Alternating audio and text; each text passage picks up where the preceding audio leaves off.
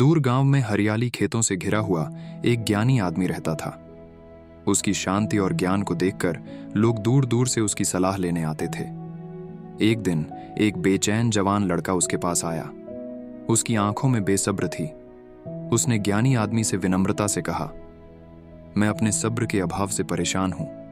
मैं अपनी बेचैनी में शांति कैसे पा सकता हूं?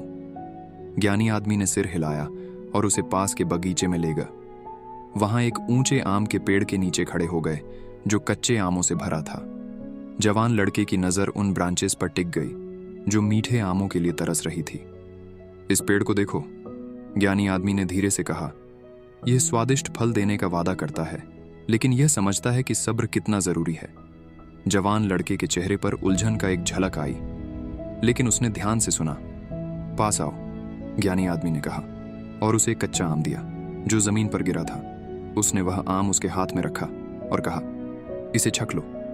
जवान लड़के ने आम का एक टुकड़ा काटा और तुरंत ही उसका खट्टा स्वाद महसूस किया, जिससे उसकी भव सिकुड़ गई। देखो, ज्ञानी आदमी ने कहा, पेड़ सब्र से इंतजार करता है ताकि आम पके, क्योंकि यह जानता है कि असली मिठास समय के साथ आती है। अगर यह जल्दबाजी करेगा तो स्वाद कड़वा और असंतोषजनक होगा। जवान लड़के की बेसब्री धीरे धीरे समझ में बदलने लगी।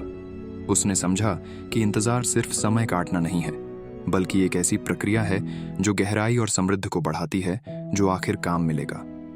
बगीचे से निकलते समय उसके अंदर एक नई शांति बस गई। अब उसके पास एक नया नजरिया था। समझ गया था कि जिंदगी के सबसे मीठे इनाम इंतजार के लायक होते हैं। अपने अनुभवों के बगीचे में उसने सब्र को पोंछने का विचार किया।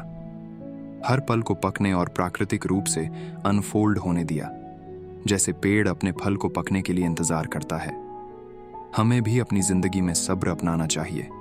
सब्र सिर्फ समय का गुजर जाना नहीं है, बल्कि एक ऐसी प्रक्रिया है जो हमारे अनुभवों को गहराई और मिठास देती है। सब्र हमारे जीवन में शांति और संतुष्टि लाता है और हमें मंजिल से ज्यादा यात्रा की कदर करना सिखाता है। सिर्फ आखिरी नतीजे पर नजर रखने की बजाय हर कदम का आनंद लेना सीखना चाहिए। उन सबक और अनुभवों को अपनाना चाहिए जो हमें बदलते हैं। ये वीडियो आपको पसंद आई है तो प्लीज़ चैनल सब्सक्राइब ज़रूर करना।